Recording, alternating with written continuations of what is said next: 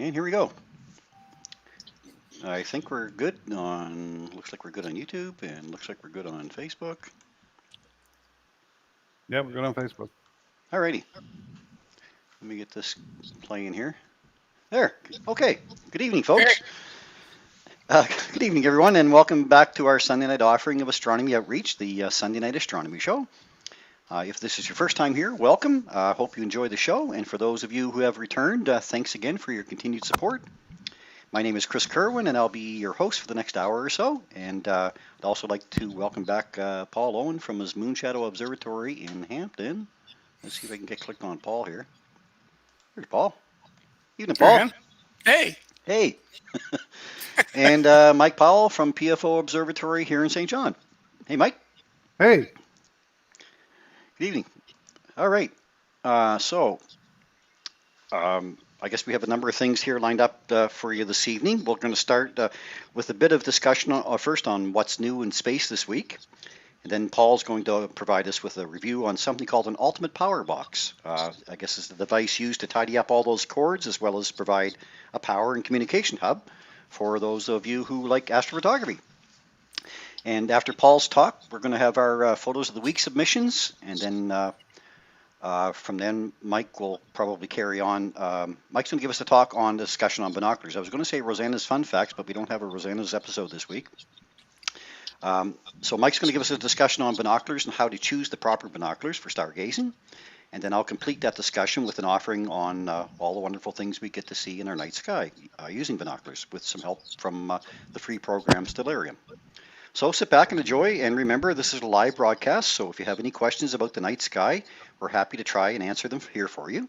So let's get started with a discussion about what's new in space this week. So I guess I'll carry away with that one. So first of all, I'm going to try to share my screen here. And I'll share this one, I guess. And I was telling the guys I ran out of printer ink here tonight, so I have to read my notes from my tablet that I had to take a screen capture of my notes on the screen. So might be a little bit delayed here, getting things going a little bit, but let's see what we got. All right, so let's start out with this one. You able to see that okay? Yes. Oh, okay. Wow. Yeah. So that's a launch of SpaceX, yeah. Wow. So the latest SpaceX launch of Starlink satellites took place at 6:30 a.m. on Saturday, and this brings the total to almost 500 satellites that have been deployed so far. And this, of course, is just 500 of the projected 12,000 satellites that are expected to be deployed in support of bringing broadband internet to the planet. With the company looking for beta testing of the new network sometime in late 2020. This particular launch did not provide the proper trajectory or orbit to allow us to view the satellite train, at least here in Atlantic Canada. Our first opportunities will come at the beginning of next week, when we may get a bright pass on the, I believe it's the 20th or 21st, but it's not going to be till 4 a.m. So whoever is up at 4 a.m. would like to take a look at it. It's going to be about a magnitude 1.7, so should be bright enough to see with naked eye. But again, it's going to be at 4 in the morning. It will be before sunrise, so at least you'll have that opportunity. And the next launch of scheduled satellites, about 50 or more, comes on the 22nd of June. And that one's on at 7:20 Atlantic time, 7:20 p.m. So we may get an opportunity with the next launch. There again, sunset isn't until after almost 10 o'clock now, right? So we may not get a chance to see that set either, but we'll just hope for the best, I guess. All right, and let's take that one out of the way, and we'll try to click on the one I want to bring you up was this one, to James Webb. Wow. I guess we're going to have to wait a bit longer to see NASA's next big space telescope get off the ground. The much delayed $9.8 billion James Webb Space Telescope. Did you hear that? $9.8 billion. Wow. Yeah. The Space Telescope won't be launched in March of 2021 as was previously planned. Progress on the telescope was going good until the coronavirus hit. Then many of the NASA centers switched to mandatory telework, significantly slowing down the development of many of the missions, including the James Webb. NASA has not yet come up with a new launch date. So we're still hoping, I guess. From there, I'm going to try to bring up, where are we? This one. Yeah, so this one's called, NASA recently announced that the Pennsylvania-based space company Astrobotic will be in charge of delivering the Volatiles Investigating Polar Exploration Rover, or VIPER, of course, to the moon. They always have to have an acronym, right? This trip is currently scheduled for late 2023, and it's an important part of the space agency's Artemis program, which is the one that's going to take men back to the moon again, men and women. VIPER is designed to help scientists learn more about ice reserves that might exist below the lunar surface. Looks like a spider. It does, doesn't it? Let's see what else we got. Oh, Kathy Sullivan. So, on June the 6th, NASA astronaut Kathy Sullivan set another world record by becoming the first woman to descend to the bottom of the Mariana Trench, some 11 kilometers below the surface of the Pacific Ocean near Guam, and it's the lowest known location on Earth. In 1984, Kathy Sullivan became the first American woman to perform a spacewalk on the Challenger mission. So, top of the world and bottom of the world, eh? Yeah. Yeah. Quite an accomplishment. Okay, hang on here. We'll get to the next one. I think we want to go to this one. So recently, NASA's Parker Solar Probe made its fifth flyby of the sun. The spacecraft has been conducting numerous solar observations since May the 9th, as scientists try and crack the secrets of how the sun works. The observations will continue until June 28th. Its closest approach to the sun came on June the 7th, when it was just 19 million kilometers from the sun, and traveling at more than 393,000 kilometers per hour, the fastest spacecraft ever. Imagine, think of that, 400,000 kilometers per hour. How round is the Earth? 12,000 kilometers, 12,000 kilometers across, I guess. 12,000 kilometers in diameter, yeah, right? So think of how many times you could go around the Earth in that time frame. Crazy. That'd be a roller coaster ride. It would. No, it came within 19 million kilometers of the sun. In comparison, Mercury is just 68 million kilometers from the sun. So a lot closer to Mercury. On July the 10th, the probe will do a flyby of Venus.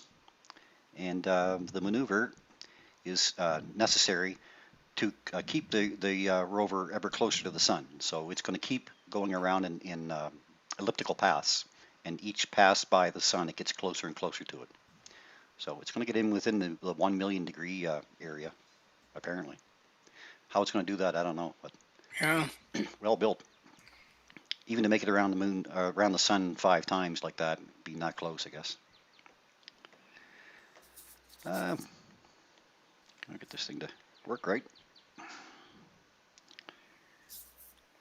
Yeah, hang on. Again, like I said, I got my notes. I had to capture screens. Well, I don't even have that ready, so that's a good thing. Oh, That's the one thing that worked. Stop making fun, guys. Jeez. All right. I think that's, is that all I had? It might be. Yep, that was it. Okay, perfect. I made it through. Whew. All right, we'll stop sharing. This week in space. Next slide. Next slide, yeah.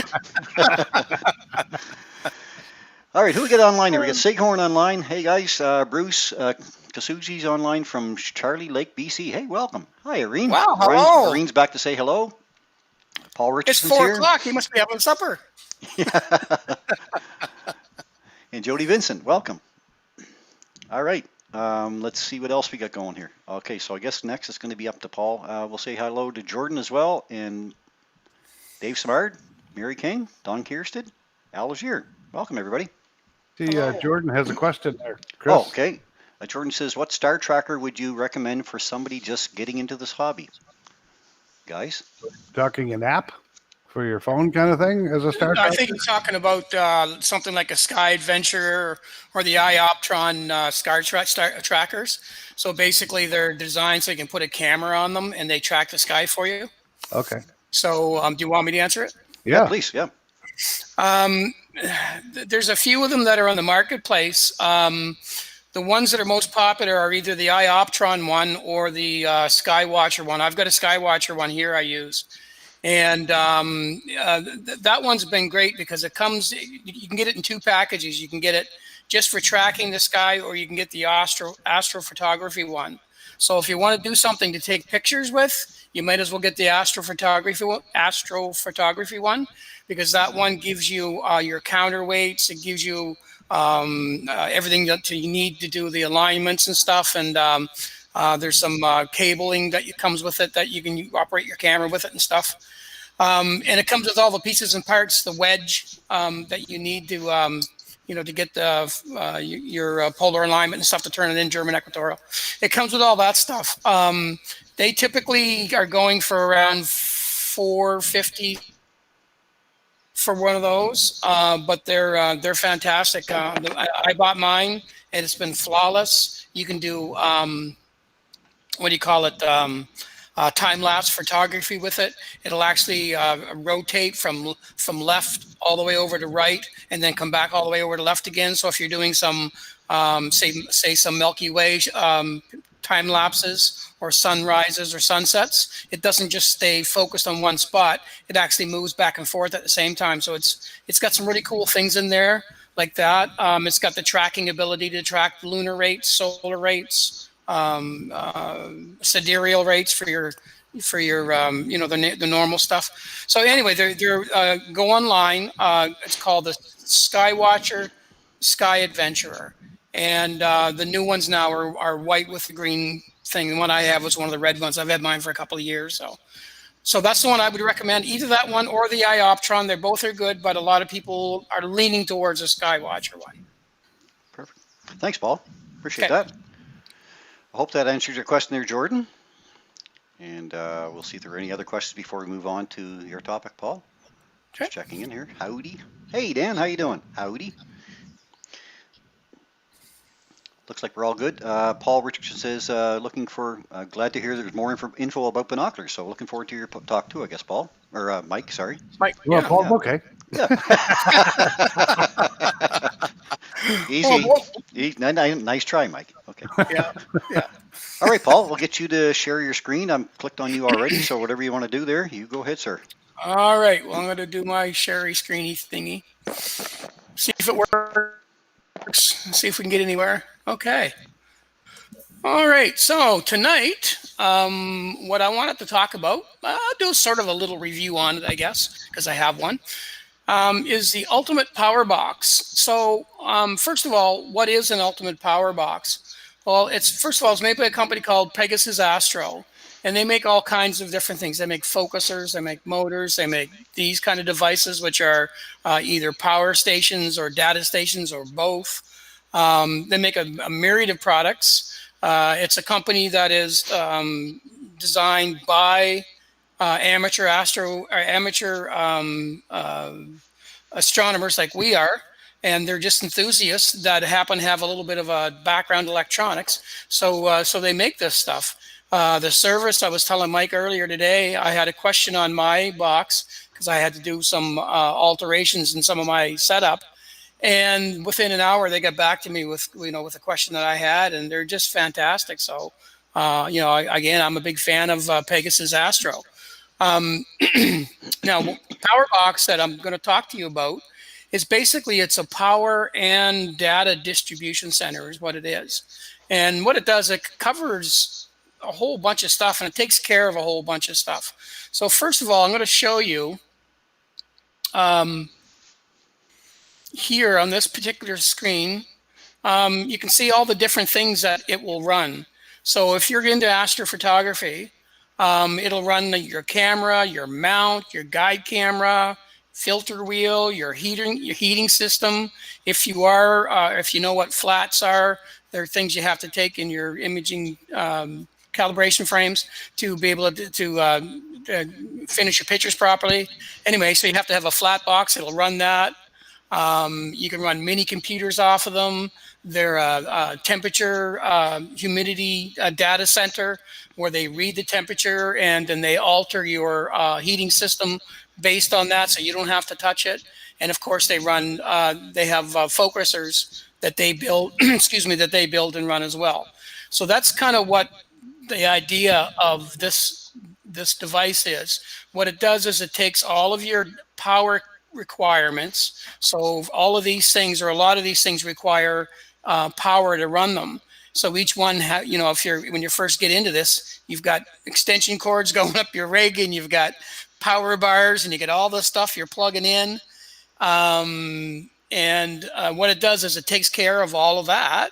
And at the same time, when you start running multiple cameras and things, then you have to have a data distribution center, and it takes care of that too. So it's a really neat and tidy way to tie up all your cables, and it's a nice central system for everything. The reason I got this one was because this is where I started. Now, if you look at this system here, this is a refractor, and it looks like it's ready to go to space with the Starlinks. And the reason that it does is because it's got so much stuff on it to be so that you can be automated. So a little history. I have a little observatory in my backyard, and I've got a telescope and whatnot. So I take my pictures, but I like to do it from inside the house. And in order to be able to do that and keep things automated, you have to have all of these different things going on with your system. You have to control your data, have to control your power, and you have to get it all from there into a computer and then send that into your house. So that's kind of what the rig looks like with all this stuff. So if you look at the side, you'll see on this side, this is my power distribution. So all of these plugs you see here are all things that I'm actually powering on the scope itself. So the focuser itself needs power. The focuser controller needs power. The dew heating system requires power. The mount itself requires power. And the data in the camera down the back end of it, it requires power. So that's why on this side you see all of these different things, and that's to distribute and supply power to the rig. Now, if I go to the other side, you can see on this side, this is all for data. So on this side, this is a USB hub. And what it's designed to do is to be able to send the data that the cameras are the cameras are collecting out to the computer. So so instead of running all these different cables down and hanging off the computer, because I remember when we were at Lake Livingston, I got a picture. I should have brought it, and my telescope looked like somebody dumped spaghetti on it. All these cables hanging and stuff. It was wild. So that was the whole point behind this, was to try to tidy things up. So on one side of this, you got to put the data on the other side for power, and then on top of everything, then you got to put all these other pieces and parts. So it can turn into quite a complicated and heavy rig to be able to house all the things you need to in order to have a little bit of automation so you can run stuff inside your house. So here's the system that I worked on and that I put the power box on. So before I did, I just wanted to give you an idea of what it is that I did. So right here is the dew system. This is the dew heaters. We all have them. Chris has them. Beck has them. Anybody who's out there, even observing, you need to have the dew system so that you can keep the temperatures down. And what the dew systems do is they control these bands. You can see there's a little band on this one, and it's just a little heating band. So what it does is it keeps enough heat on there just above ambient temperature so that as the dew settles in the night, or in this winter time, as the frost starts to settle in, it keeps the optics just warm enough so nothing settles on them in terms of moisture. The thing sitting right in front of it is a controller. That has to be there because that's how you control your focuser from inside the house. And then, of course, you've got your little camera here. That's a guide camera. And so that's also powered with data from a USB cable. So that's basically what's up there. And then back here, this is the actual focuser. That red thing that you see with a big box on the side, that's the motor. And then, of course, in the back, right there, you can see just a DSLR camera. So all of these things require power. So you got to get power to it. And at the same time, require the data so that you can get the signal from it into the computer, which is what we're trying to do. And that also includes the mount. The mount requires power, and the mount requires the ability to talk to the computer so it can keep the stars in line. So again, there's the distribution side for the USB hub. And this is what it looks like all set up with all the stuff. This is how it was for me when I was out there. So you can see there's a lot of stuff up there, a lot of harnessing, a lot of weight to put on your scope. And the other thing to consider is when you're running this much weight on your telescope, you're taxing your mount that much more. So if we can lighten up our telescopes, then that means our mount is not going to have to work as hard, which is another benefit of the power box. So what I did the other day is I took all the stuff off the telescope that the power box was going to take the place of. And what you see right there is what the power box replaced. So you can see my distribution box, I don't need that anymore for power. My USB controller, I don't need that anymore. My controller from my Moonlight focuser, I don't need that anymore. My Do-Zap controller, I don't need that. All of those cables, that power supply, the power box replaced all of that stuff. So now this is what it looks like. So on the top, it's just a one box and everything goes into it. So it's like the heart of that whole system now. So on one side is power. So this side is strictly for all your AC connections that you're going to need, AC or DC, depending on how your products are being run. And then on the other side, excuse me, is the data. And so this would be the line that goes out to the computer. I've got up to 6 different USB ports on there, 4 of which are USB 3, 2 of which are USB 2. I have what looks like a telephone wire is actually a sensor to sense the humidity, because what happens is that dew heater that we got rid of, this thing right here, that dew heater we get rid of controls, you used to have to go out there and set it for a certain temperature. The unfortunate thing with it is when you set it for a temperature that stays there all night, whether it requires dew control or not. But what this does is, was it on that? Yeah, right there. You see those 2 plugins right there? Those are my dew controllers. I plugged them in there. And that sensor that we were just talking about, that telephone wire, that leads to a sensor. And it senses the humidity, it senses the dew point, and it senses the temperature.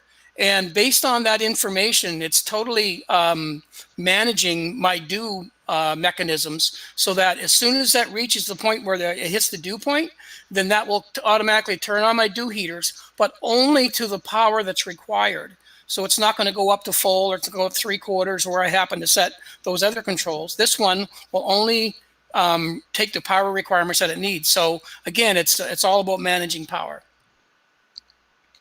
So this is the back end of the box. So you can see there's PC. So that's just the line that you take out from that and goes in, hooks into computers. That's the only data wire that's going to come from your system, from your whole rig, is there.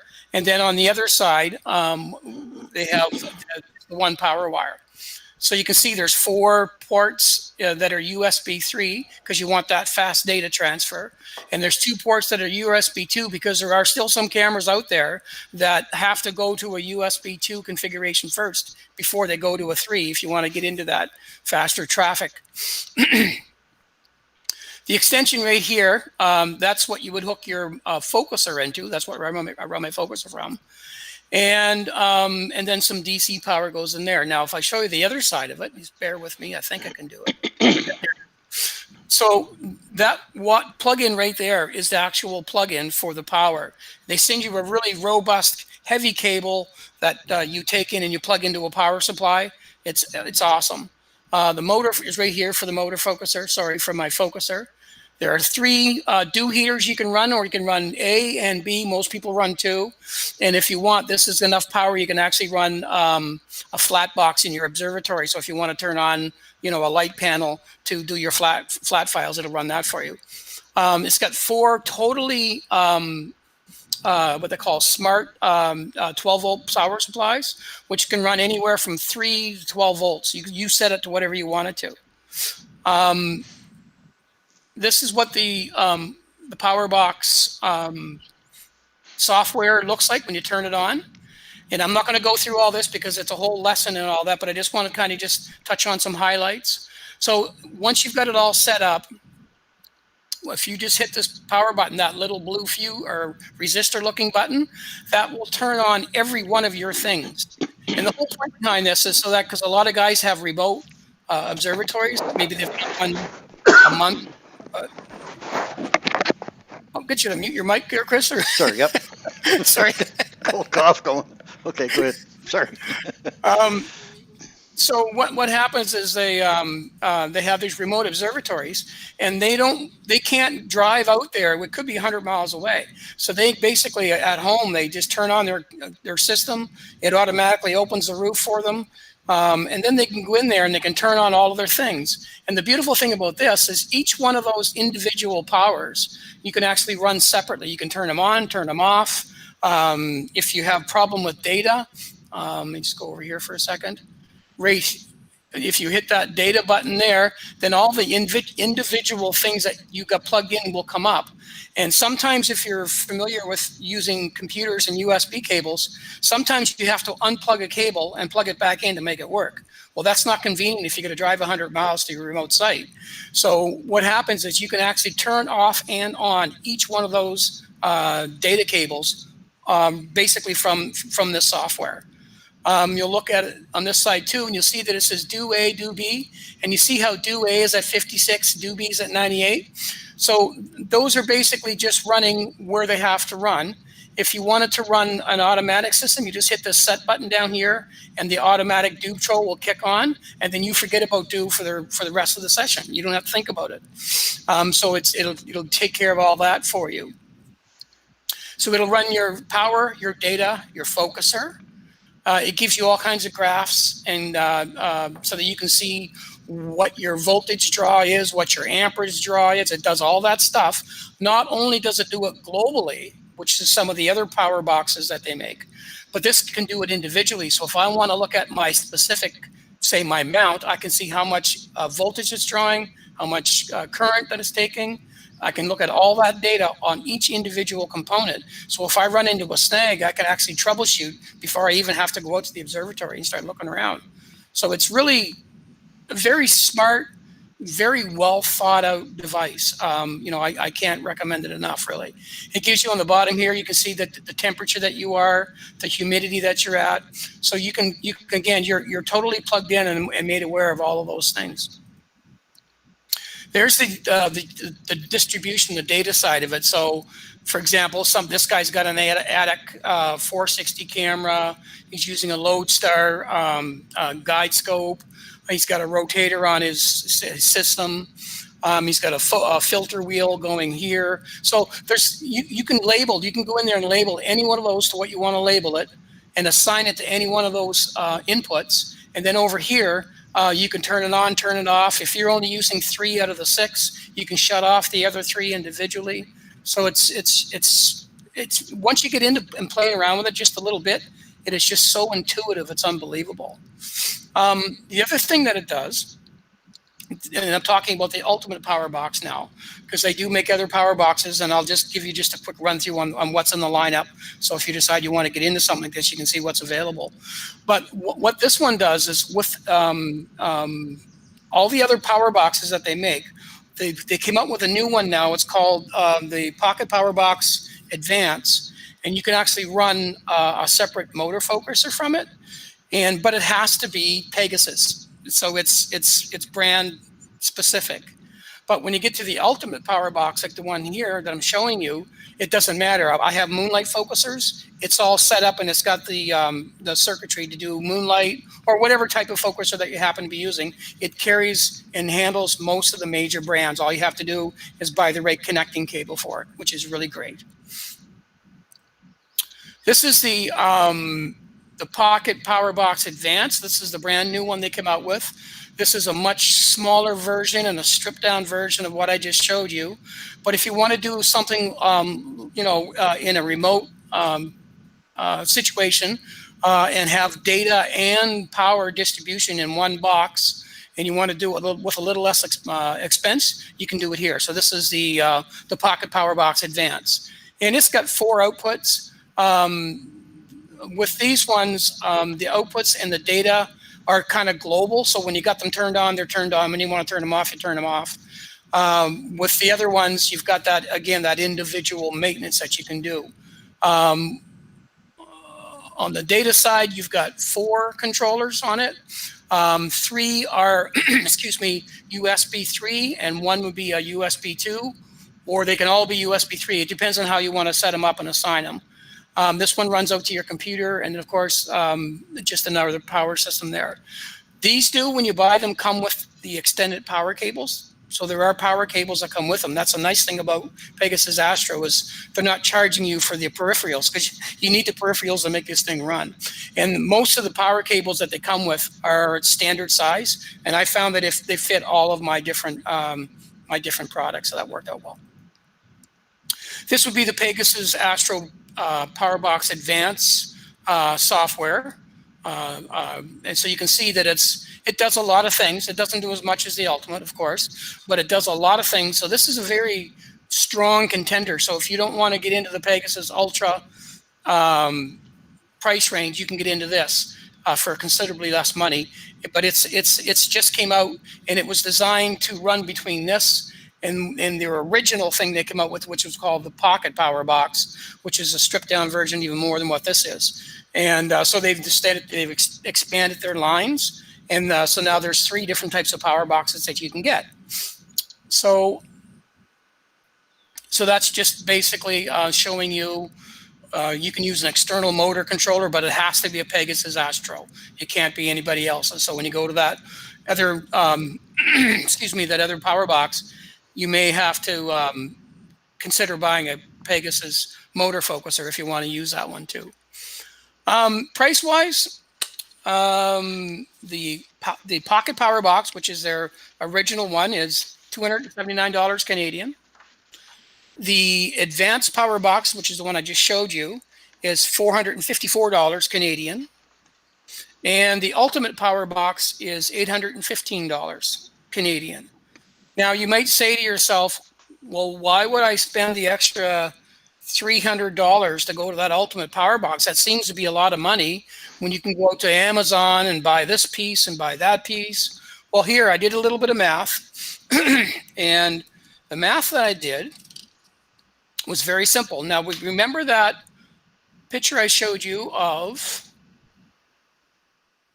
all the things that I replaced right here? So if I want to buy a really nice power distribution center, like the one I got there, that was $100 on Amazon.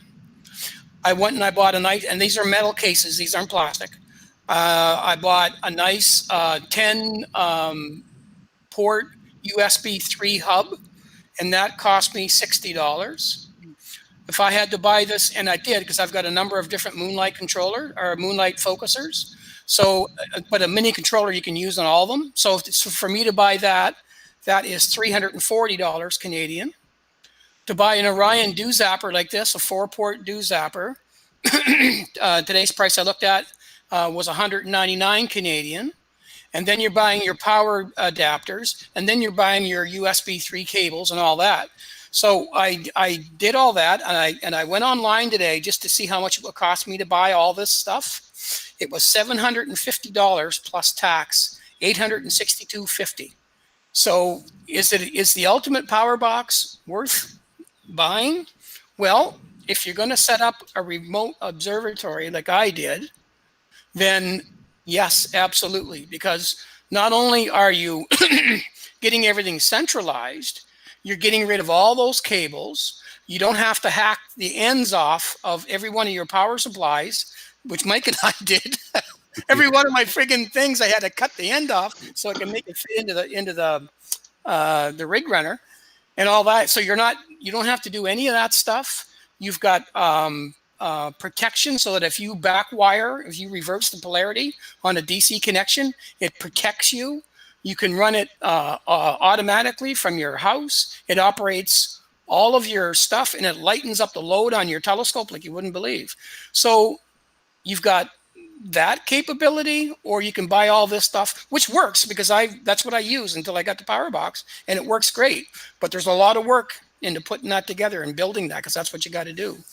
So, so in review, I would say if you were going to have a remote observatory, or an observatory even in your backyard, and you want to do stuff from your house, if you're going to put this kind of a system together, I would say spend the extra 40 or 50 bucks and buy the ultimate power box, because it does everything and it's expandable. So that's the other thing that I didn't mention, was the fact that when Pegasus put these together, I get updates all the time. They say, okay, you need to update your power box. So they send me the things, it's free.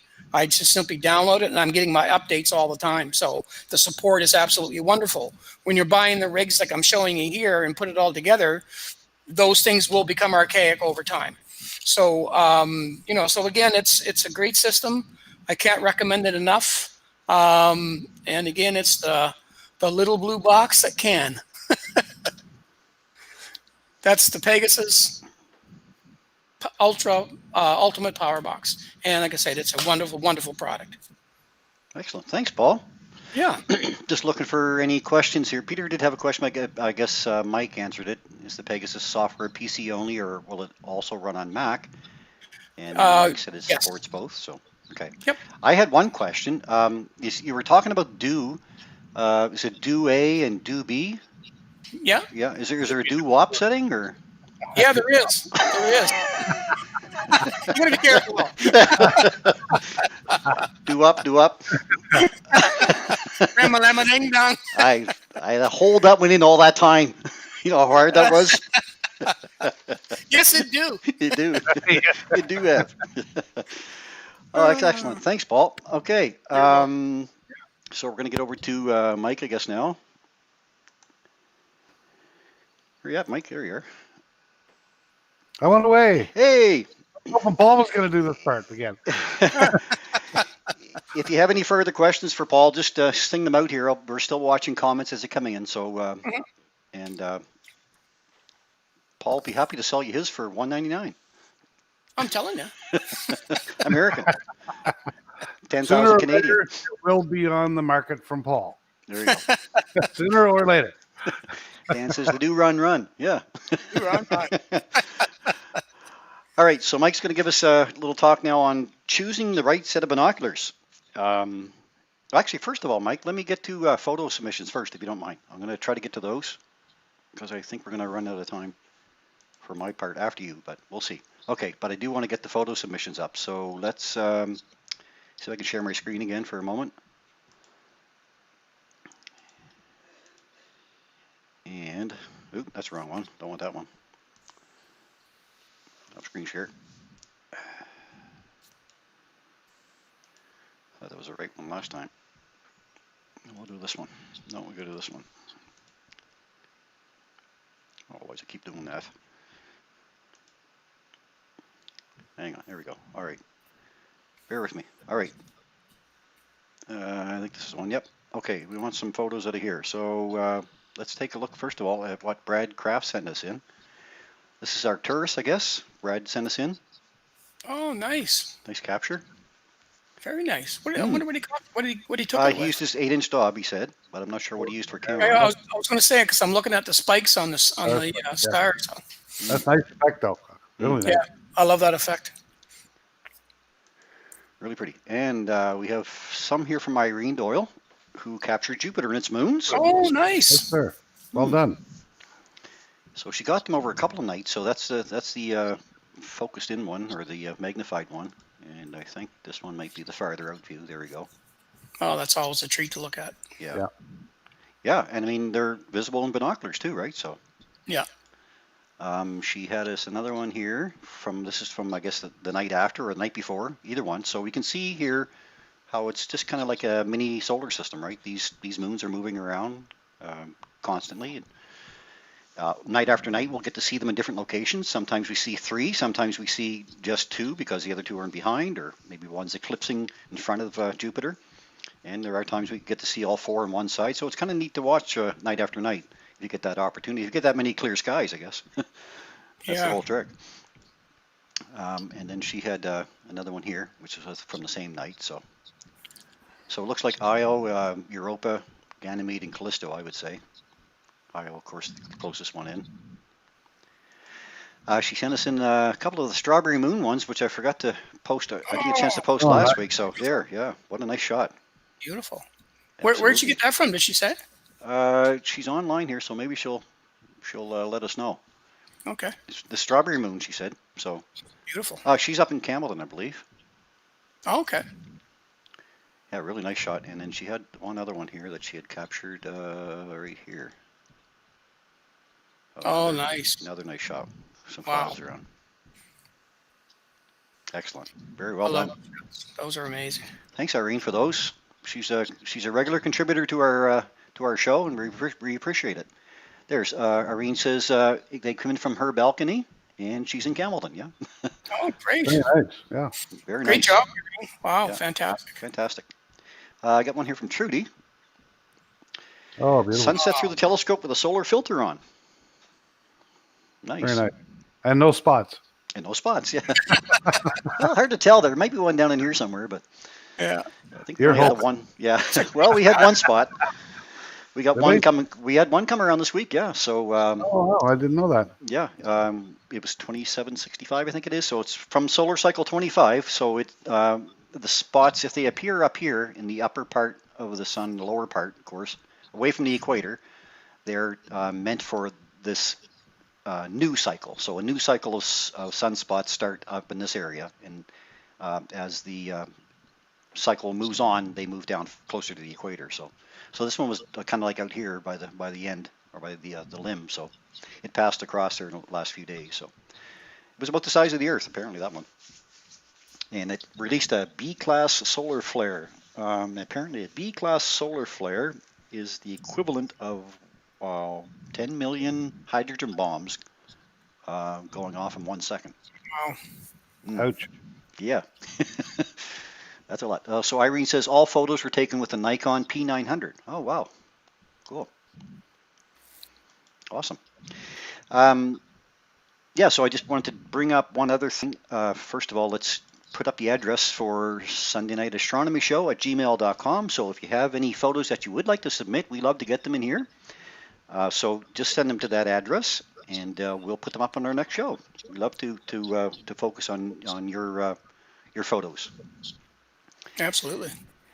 And I want to mention one other thing, which is this coming up, which is another Shoot the Moon contest. It's coming back on the 21st of June. So the way the contest ran the last number of times is I just asked people to go outside, take a photo of the moon with your phone. Doesn't matter what phone it is, any crappy phone or DSLR, whatever you like, through a telescope, through binoculars. Send it into the contest. There's no judging going on. All photos are treated the same. Your name gets entered into a draw for a number of prizes.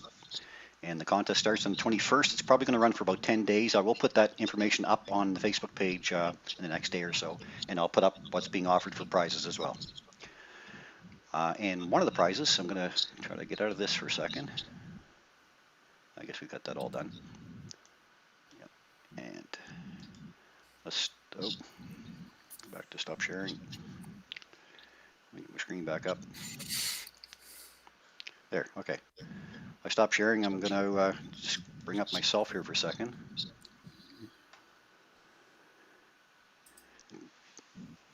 And I just want to show this one book. It's right over here. So, John Reed, a local author out of Halifax, has done a series of books called 50 Things. There's a number of them. There's one called 50 Things to See with a Small Telescope. There's one 50 Things to See with a Telescope. And there's one 50 Animals that have been to space. There's also one 50 Things to See in the Moon. And he's put out a new one that's called 50 Things to See with a Telescope Activity Workbook. And I got to work with John a little bit on this. He asked a few questions. I was helping him out, I think, maybe, hopefully. But anyway, the book itself is an activity workbook. And it's well laid out because it gets into lots of different areas. So stargazing without a telescope, the Big and Little Dipper. It talks a bit about astronomy software, how to find the North Star. And then it gets into sketches. So it'll first of all ask you about meteor showers and have you seen the particular meteor shower. So you check them off as you go. It's basically a workbook. And here's the summer triangle and the summer constellation. So you get to circle off the ones that you've seen. Farther down in the book, we've got things like binary stars. We've got deep sky telescope challenges. There's a winter telescope challenge. So every one of those images that you see here, you try to draw them if you've seen them through a telescope or through binoculars. You have an empty window here to draw them in. So it gives you an opportunity to remember what you might have gone out and captured before. Here's a summer telescope challenge. He has other ones in here about the moon itself. First quarter of the moon, how to draw the areas of the moon that you've seen. So an excellent book on, an excellent workbook for anybody who's interested in learning a lot about the night sky. 50 Things to See with a Telescope Activity Workbook. It's on Amazon, I believe now. I'm not sure what the price is. I haven't looked up the price, but John sent me in this one here to get started with it. So I believe this is the book that they're going to use on the RASC YouTube channel shortly. And they're going to take parts of this book and go through it and look at different topics for each week, and then the following week follow up with what was passed on. So a great book to be an accompaniment to the 50 Things to See with a Telescope series book as well. So both of those would go very well together. And all of the books here that I've shown here tonight are going to be up on the contest next go around. So these are all signed by John. 50 Things to See with a Telescope, 50 Things Animals that have been to space, and 50 Things with a Small Telescope. And I'll put up this one as well, 50 Things to See with a Telescope Activity Workbook. So thanks, John, for that. And you know, pretty soon, Chris, he's going to have 50 books on 50 things to see. He may already have. It's quite possible. Absolutely. That's an excellent book. I really enjoyed looking at this one before he sent it out to get published, and it was excellent. When I first opened up the cover on it, I was like, wow, this is exactly what people can use underneath the night sky. Take out a nice red flashlight with you. Draw your images. And when you draw things like that, you start to remember. That's the key about it, right? It's to relate to what you saw last time out. So I think it's a great start for any beginners who want to get started in learning about the night sky. There, so that's my part. So let's get back here to Mike. Well, before we do, Dave Simard had a question for Paul, I guess. Okay. It said, Paul, can you give me a head up for the Explore Scientific EXOS2 GT PMC8? Or does anybody know how they're making out with one if they have it? Do you know what it is? No, I'd have to look it up. Actually, while you do your talk, just tell me that again, Mike. I'm going to look it up. It's Explore Scientific. EXOS2. Oh, just a sec. I got to get Explore Scientific in there first. Fat little fingers don't type fast, eh? I'm a chicken pecker, you know, like. So, scientific. Yeah. EXOS2. EXOS2. Yeah. Dash GT. GT as in good time. Good time. Good time. Yeah. And then I guess it has with PMC. Whatever, I don't know what PMC is. PMC8. Yeah. Okay, I'll do some research on that, and by the end of the show, I will see what I can come up with. And we'll get back to you, Dave. Yeah, absolutely. All right. I guess it's time for me to talk about some binoculars. Time to share. So, do I have to share, or are you just going to have me up there on the screen? You go ahead and share. Well, whatever you want to do. If you want to share your screen. Looks like I'm up anyway. So. Okay. We did the past couple of shows. We did some talks on telescopes and different types, and we did talks on mounts and different types. And I can't recall if we actually talked about binoculars. I know when I'm out, doing lectures, or people come up to me and say, I'd like to buy a telescope, and I ask them, the first question I ask them is, what do you want a telescope for? And they say, well, look at the night sky. And my answer is, unless you enjoy sitting on your back deck for endless hours with a pair of binoculars, don't waste your money on a telescope, because binoculars is where you should start enjoying watching the night sky. Now, there's thousands of different binoculars out there. There's 100 different types and makes. I'm going to show 3 basic sets of binoculars and a little bit of the pros and cons on each set. And it'll just give you an idea of what kind of binoculars you want to go out and purchase. And I'll tell you, even if you do have a telescope, 90% of astronomers are always carrying a set of binoculars with them anyway. One advantage to binoculars in general is they are wide field. When you go out and you want to look at the Andromeda Galaxy, I haven't found a telescope yet where I can fit the whole Andromeda Galaxy in the scope with an eyepiece. But in a pair of binoculars, I can look at the whole thing. Another one is the Pleiades cluster. I can't see the whole Pleiades cluster on my scope. I see pieces of it and parts of it, but I can see the whole Pleiades cluster in a pair of binoculars. And it's the most beautiful thing to look at. And it's nice to be able to see the whole thing as opposed to just parts and pieces of it or edges of it. So to start, I got a pair of binoculars here. And the number one, they come in various sizes. Most of them are labeled with the magnification first. There'll be 2 numbers. There'll be a magnification number and an aperture number. This pair I got in my hands first are more or less a good pair for bird watching. They're called an 8x42, which means they're 8 power by 42 millimeter aperture. They're a nice, comfortable, small pair, real easy to use. And another advantage to using binoculars is you're using both eyes. We are meant to look in stereo. When we're looking through a telescope, we're looking through a single eyepiece 90% of the time. When you're looking in stereo, you almost get that 3D effect or the perspective that you're seeing everything in 3D, and it's just a wonderful, fulfilling view. Go back to these size binoculars. They're a good binocular, really, nice and light, easy to hold. You can probably hold these in your hands for quite a long time without your arms getting tired. The disadvantage, I guess, of anything that's wrong with these binoculars, it is a small aperture. They're only a 42 millimeter aperture, and we always try to tell people that aperture is king. Good pair of binoculars give you all kinds of wonderful viewing, but some of the dim stuff you might not see because it's a small aperture and you just might not collect the light through that little aperture to satisfy what you want to look at. Moving up to the second pair I have here, they're more typical of what most everybody carries. These are 10 by 50s. So it's a 10 power and a 50 millimeter aperture. These are a nice pair of binoculars. The prices on them are pretty good. You can, when these ones went on Canadian Tire on sale, these are Celestrons. They went on for $69. And it was a really, really, really good purchase. I think a bunch of us went out and bought them at the same time. Again, they're not too big. You can get your hands on them. Not too heavy. They're fairly comfortable. And, of course, being a 50 millimeter aperture, you're going to collect a lot more light than you would through a 42. And you can just see the difference between the two of them. The more light you collect in, the more you're going to see. But a very nice, comfortable pair. 10 by 50s are probably the average pair of binoculars that people would have. You can use them for anything you want, birding, boating, and astronomy all at the same time. So, they're just a really good all-around size to have. Or you can move up into the big ones.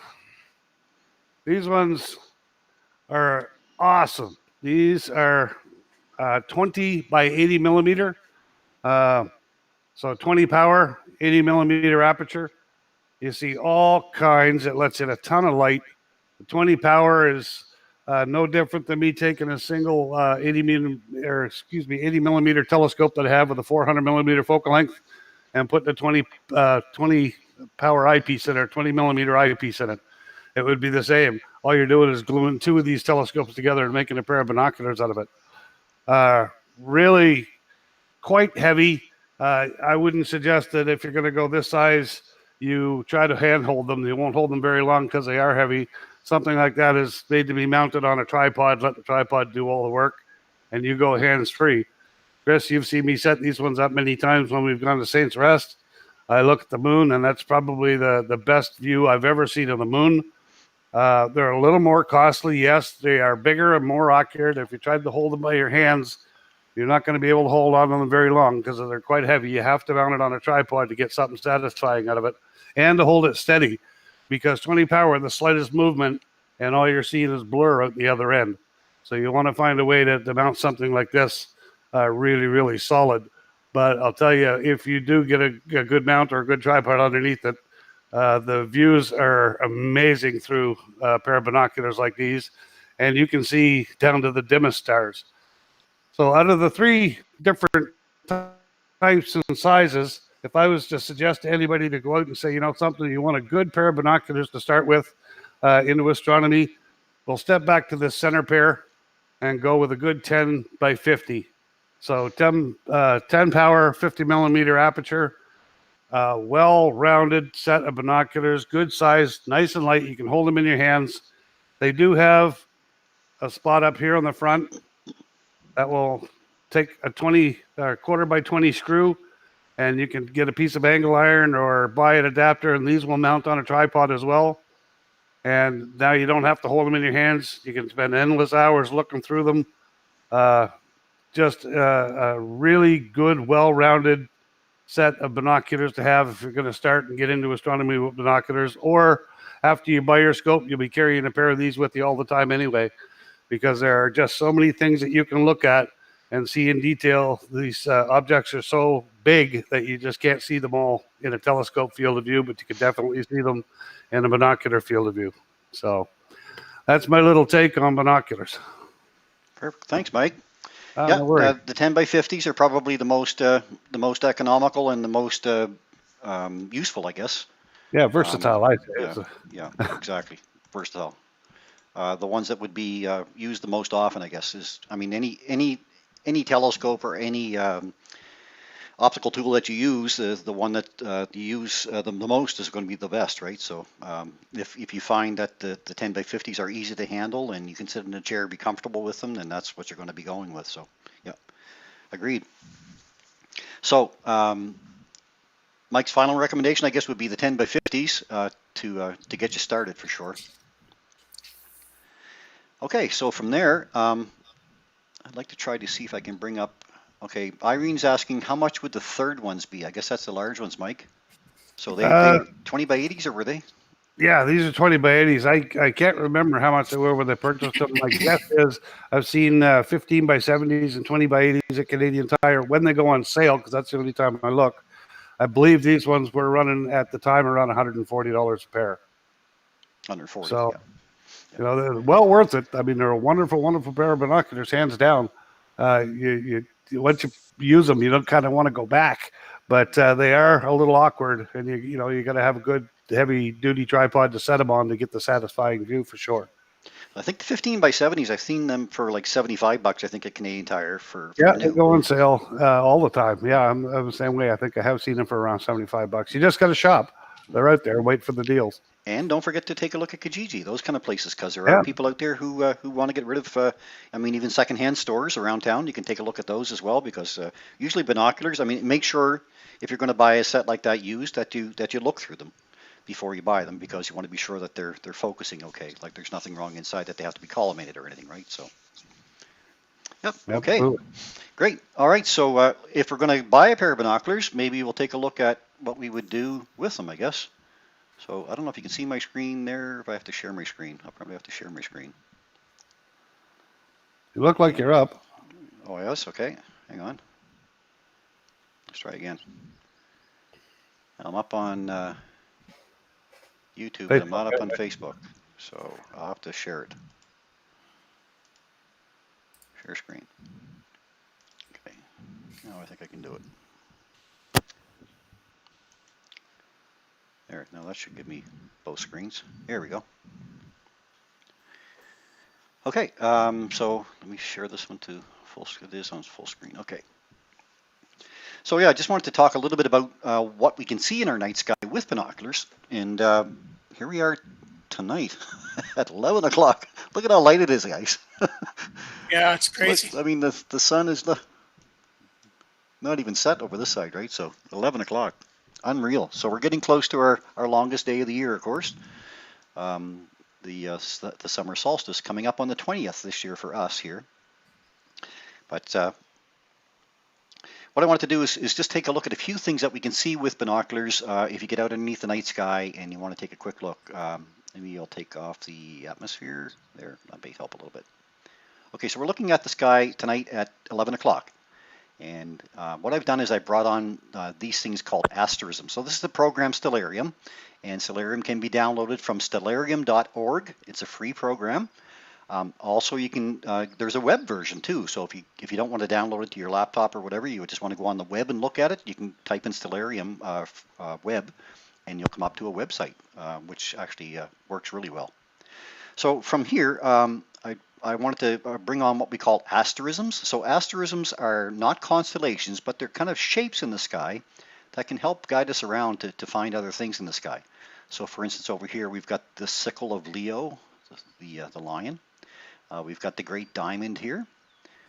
We've got the spring triangle, which comes across from Regulus, Arcturus, and Spica. Those three make up the spring triangle. We have something up here called Ptolemy's triangle. We're not going to really talk too much about them. We are going to look at the Keystone of Hercules, but let's go over here to the Big and Little Dipper first of all, which is kind of ones that we're all kind of familiar with, right? So this is Polaris. Polaris, of course, is our North Star. That's the one that doesn't set. Everything else in the sky rotates around Polaris. So what we're going to do is just take a look at, if we had a set of binoculars out, I'd like you to take a look at the second star in the handle of the Big Dipper first of all. And a lot of people can see this just with their eyeballs, but here's a double, and I think it's an optical double. It's not. It may not be a real double because they're still trying to determine whether that is or not. But we have Mizar and Alcor, which is a nice. It's a pretty double in a set of binoculars. Now a lot of people again can see them with naked eyes, and it used to be a test of good vision because they were a lot closer back a few thousand years ago. From there, we can move down to the Little Dipper. So let's just spin back out. And if we spin over to Little Dipper, there it is right there, of course. Polaris is actually a trinary system. Don't know if I can zoom in or not. Can't zoom in enough to see that it's a trinary star system. So you usually can pick up Polaris A and B. Just a very faint star beside the main star in binoculars. And then we have this other thing called the engagement ring of Polaris. So there's a nice grouping of stars that run right around in a nice circle, right around Polaris, and Polaris, of course, being the bright one. And that's really pretty in binoculars, so it looks just like a diamond ring or an engagement ring. Not that I ever had an engagement ring, but I hear it looks just like it. Okay, so from here, let me get my notes back again. Pause with me just a second. Yeah, here I am reading off my iPad, right? So, as I mentioned before. Okay, so from Polaris, we're going to spin down to, let's go back out this way. We'll spin down to the W shape of Cassiopeia, which is right here, this W-shaped asterism, or which is really part of the constellation of Cassiopeia. So let's bring on the artwork here for that one. There it is right there. And if we waited for a little bit longer in the evening, it doesn't take too much longer, but we can take these two stars, come down, and we can find what we call the double cluster. And that should be sitting right in around this area. So we make a nice long triangle with the center point here being the double cluster. And that's really in Perseus. Remember the double cluster is harder to see though when it's close to the horizon. So if you can't spot it between Cassiopeia and Perseus, you have to wait until later at night or wait until later in the year. The double cluster, it's thought to be about 7,500 light years away. And it's separated from one another by a few hundred light years, these two clusters of stars. Each cluster contains a few hundred stars, and these stars are young, hot, supergiant suns that are many thousands of times more luminous than our own sun. And then from the double cluster, we're going to advance the time ahead to about 1 o'clock. We're going to do that right here. And we're going to zoom back out again, and we're going to take a look at the Great Square of Pegasus, which comes up. I know it's kind of late this time of year, but as we get into fall, it'll be up much earlier. So I look for this large square here. We call the Great Square of Pegasus. If I bring on the artwork, you can see there's Pegasus, the winged horse, sitting there. And what I try to do is try to find Andromeda from that one. So there are other people that find different ways to find Andromeda. You can actually take the W of Cassiopeia and take the second part of the W, and that kind of points right down to Andromeda. Another way I find it is I usually just count out 2 bright stars and then go up 2 stars, and then it sits right there to the top right. So Andromeda, of course, is the next largest galaxy next to ours. It's about 2.5 million light years away, and it's about 6 times larger than the full moon. So if we could see the whole thing in the sky, which we can normally from a dark sky site, it would appear as big as 6 times as large as the full moon. And it contains about 1 trillion suns. Now through the binoculars, you're going to get a view not quite like this, but it's going to be a little bit dimmer, of course. It's going to be more like we call it a fuzzy blob, right guys? It's just kind of a fuzzy patch in the sky. But when you're looking at it, you have to realize that you're looking at stars that have the light has left there 2.5 million years ago, traveled through space and ended up on your retina while you're looking through the binoculars at it. So these are really nice targets for a wide field of view like binoculars are. Now, and from Andromeda, we're going to head a little bit northwest. I'm just picking out a few objects here. Of course, there are many, many more that you can really enjoy in the night sky. So from here, we would head northwest to 3 bright stars of the summer triangle right here, which would be Deneb, Vega, and Altair. These 3 stars here are going to be right overhead all summer long, and that's what we call the summer triangle. In that, there's another constellation called, there's 3 constellations, of course. We've got Cygnus, and we have Altair and Lyra. And if we take the swan here, Cygnus, that's flying down through the Milky Way, we're going to take a peek at this front star called Albireo. And Albireo is a really pretty double. It doesn't really show up here very nicely, but it's a really, really pretty double. It's a very, like a golden star and a small blue star that sits right, very close to it. So very nice in binoculars, and there are many, many doubles actually in the night sky, in the summer night sky to enjoy. Actually, about 70% of the stars that are within 100 light years of Earth are actually double stars. Doubles or triples or quadruple stars, actually, some of them. And you can, if you want to find more of them, you can just Google double stars in the summer sky on Google, and it'll bring up a whole list of double stars, a whole pile of them. That you can, a lot of people just go out and spend their time just looking at doubles. Now from there, we'd probably wander down to something called the coat hanger. So we've got the triangle here again, and we've got the cross sitting here in the center, the Northern Cross. We follow that down, and then to the left a little bit, we're going to come up to something called the coat hanger. And this is quite visible in binoculars, and here it is. It's a grouping of stars, just an open cluster. And open clusters of stars are just stars that are kind of loosely bound together by gravity. So it looks like an upside down coat hanger. And it really does look like that. It looks just like that when you're looking at it. Kind of, you come across it and like, wow, that's really odd. From the west of the summer triangle, if we span over this way a little bit, then we're going to get into what we call, there's Hercules constellation right there. And in Hercules, we have this thing called the keystone, which is this little piece up here at the top. The whole thing makes up what we call the butterfly. But if we just look at this top piece called the keystone, we're going to zoom into that a little bit. And in there, if I'm going to bring on the, I don't have my deep sky objects brought on. There we go. So we have this great cluster in Hercules it's called M13 or Messier 13. So it's what we call a globular cluster. And globular clusters are tightly bound groups of stars. In this case, this one's about 500,000 stars in a large ball. These are some of the oldest stars in the galaxy. It resides about 26,000 light years away, roughly around, right around the center of the bulge of the galaxy. And in that area, there are about 150 to 160 globular clusters that orbit the Milky Way. So this is pretty well what you might see through a telescope or through a set of binoculars. It's going to appear like a small fuzzball like this. But when you're looking at it, you would realize that you're really looking at 500,000 stars in a ball, all bound together there. And from there, if you wanted to wander just a little bit higher from the keystone, right up in this area, you're going to find what we call M92, which is another globular cluster. So if you're looking at the program Stellarium and you see these little crosses in the symbols, those are globular clusters. So we've got that nice little tight one right there too as well, M92. So that appears a little bit brighter patch, more like a circle. Okay, from there, let's spin down to, going to ease our way back out again. We're back into our, still into our southern sky. So we're going to smooth down through the southern part of the sky and look at the stuff that we start to find down in here. So now we're looking at Sagittarius. This is Sagittarius, or the teapot, because it kind of appears like a teapot. There's Sagittarius the archer shooting its arrow into the scorpion over here, Scorpius. But we see it as a teapot. So here's the top of the teapot. Here's the handle. This is the pot itself. And here's the spout. And all that steam coming out the spout, that's the Milky Way. And in that area, though, we've got lots and lots and lots of stuff to look at. Here are a few globular clusters right here.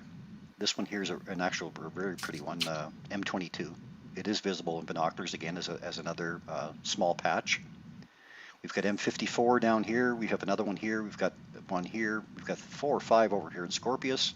So we're looking now into the center of the Milky Way. So the center of the Milky Way is right up around this area, up in Ophiuchus, right out here, about the same distance out from the spout. So that's the center of the Milky Way. So that's why all these globular clusters are all gathered around the center. And when we're looking back into this part of the sky, we are looking into the big central bulge that makes up the Milky Way, or the center of the Milky Way. So that's why we see so many objects in this part of the sky. We've got things like the Eagle Nebula and the Omega Nebula, the Swan Cluster, the small Sagittarius cloud. If you just pan, you can pan this part of the sky for hours, just with a pair of binoculars, and just pan all the way up through this part of the sky. And you're going to see many, many beautiful objects like this small Sagittarius cloud that sits in here. Nothing small about it, but a really nice collection of stars like this. And this is how you'd see it through a set of binoculars. Really pretty. And that's the advantage about binoculars, is that they gather a lot of light, but they give you a nice wide field of view as well. So from Sagittarius, I guess we're going to be we'd be looking at all of those areas, all in this type of area here. So we've got the Eagle Nebula in there. We have the Swan Nebula. There are lots of things to see. The Trifid Nebula, all kinds to see in this area of the sky. So you can't run out of objects. And even if you want to just take your binoculars and pan through the Milky Way, once you find Sagittarius here in the southern sky, you can see that the Milky Way, the band of the Milky Way, just passes straight up through Cygnus here and right over to the other part of the horizon. So when you get yourself into a nice dark sky, and you pan this area with binoculars, you'll be amazed at what you see in here. All kinds of patches of sky with open clusters of stars, large groupings of stars, with nebula, with clouds of dust and gas, and different colored stars all through it. It's very, very pretty. And you can spend hours just panning through that with a pair of binoculars. Also, of course, if we went across to our morning sky, so let's take this to tomorrow morning, and I'll take off some of this DSO stuff for a second. And I'll take off the asterisms here as well. Try to get ourselves back to some kind of a basic sky. And if I pan into, there's 5 o'clock in the morning, so we want to be over to our eastern sky. Here we are. So what have we got in the morning sky? Well, we've got Saturn and Jupiter over here. Of course, Jupiter, if we take a look at it through binoculars, we are going to get to see it like this. Not quite as large as this, but we will get to see a nice disk with a few moons. You might see 3, you might see 4, you might only see 2. It just depends on where those moons are in that particular time. But you've got, Jupiter has a large collection of moons, but these are the 4 Galilean moons that you get to see, which are the same ones that Galileo got to see when he was looking through his small telescope. From there, we might pan over to see Saturn. Now Saturn, through a set of binoculars, is not really going to appear, you're not really going to get to see the ring, but you are going to see this oblong kind of a shape, and it'll look yellowish in color. And you'll understand that it's not quite a star, it's not quite as round as a star is, but it will appear that it's something oblong in shape. So with a small telescope, though, you'll start to be able to reveal the ring for sure. And of course the moon. I mean, the moon is always an excellent target. Let's spin over here first of all again to back a little bit more, and we'll go over to see Mars here. And Mars we're catching up to now in our sky. It's going to be at opposition for us in sometime around October, so it'll be nice and big and bright, like it did a couple of years ago. There where it cast its shadow, cast light right down on the ocean, which was really impressive. So when you're looking at Mars through binoculars, you're not going to see these type of features, of course, but it is going to look reddish, very red through binoculars for sure. And the star Antares, which is over in Scorpius, is actually called Antares. It means the rival of Mars. So the two of them are pretty close in color. So when Mars and Antares are close together in the same part of the sky, it is quite impressive. And of course the moon, right? So right now we're looking at, we've got a waning crescent moon right now. And when we zoom into the moon with a pair of binoculars, it's amazing what you can see with binoculars when you're looking at the moon. The moon is so close to us, it's so bright, we don't really need a lot of magnification to get some detail on the moon. So we get to see these large dark patches that we call Maria on the moon, which are large volcanic plains on the moon. And we'll get to see things like Copernicus crater and Tycho down at the bottom. Follow along that line we call a terminator, where we see a lot more features along this edge of the moon as well. So the moon is always very pretty in binoculars. You'll never, once you see the moon through binoculars, you'll never look at the moon the same again. And that's the whole key about binoculars, is that you can really enjoy the night sky, even, and I mean, you can use them in the daytime, of course, as well, but through the night sky with a pair of binoculars will get you through many, many evenings of enjoyable stargazing for sure. So that's what I wanted to talk about, and just keep looking up, I guess, is a thing with these things. Binoculars are always a nice treat. Always try to carry a set with you. Keep them in the car with you, because you never know what you're going to find. Maybe the odd UFO here or there too. Did I say that out loud? Okay. I look for the even UFOs. There you go.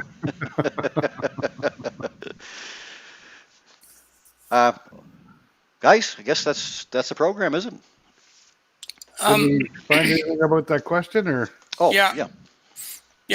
Well, I see Peter Visim has been talking to David. Oh, good. Okay. About those things. I did a little research on it.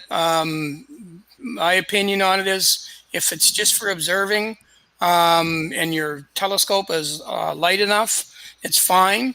The only trouble that I see with it, a couple of things that I didn't like about it, was it runs by 8 D-size batteries. So I'm not sure, and Peter may be able to answer that question, whether or not you can use an external power source. It's only Wi-Fi capable, so if your battery runs out on your cell phone or your tablet, I'm not sure that you're able to control it without an external device. So there doesn't seem to be a hand pad as an accessory to go with it. All the connectors are external.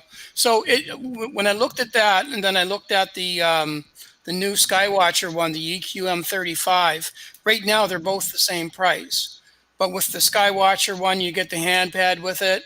The polar scopes that are built into those are really, really nice. It's a solid mount all the way through. You can use a 12-volt power source other than that. They both are Vixen style mounts, so you're not going to be able to use Losmandy products on it, but it's a lightweight mount anyway, so chances of using Losmandy on something that small are pretty small. So those are the only things that I found with it. All the pluses were it's set up for astrophotography. It does have guide scope capability. It is using 2-inch steel legs, which is nice. It looks to me, Mike, like a lot like the Bresser or the Meade mounts, like the LX75, where it's got that same kind of bolting system underneath. Okay, yeah. Yeah, so it's pretty lightweight. It says 28 pounds capacity, and I think that would be, pushing it. But in any event, your chances are, if you're using a small refractor, a small SCT, a reflector, I think that mount would be fine. But just keep in mind all those other things that I mentioned, and have a look at that Skywatcher EQM35 just to compare them if that's kind of where you want to go. But they're both lightweight mounts. They both work very well. I don't think the Skywatcher one, I didn't look, I'd have to read, has the port for guiding, but I could be wrong. I didn't look that up. But that's what I found out anyway. Well, right on. That's a little bit of help from my perspective, and of course Peter offered up a lot of things as well. So it'll give you some things to chew over anyway. Perfect. Thanks, Paul. Appreciate that. Yeah. So there are just a couple of questions before we go. I guess just looking at the comments on YouTube here, Michael Stewart said Canadian Tire has a pair of Celestron binoculars on for $70. That's the ones, 15 by 70s. Yeah, those are the ones that you might want to consider. They are a little heavy, but for $70, they're a great deal, and you could mount them on a standard camera tripod too, right? So as long as you have the little adapter.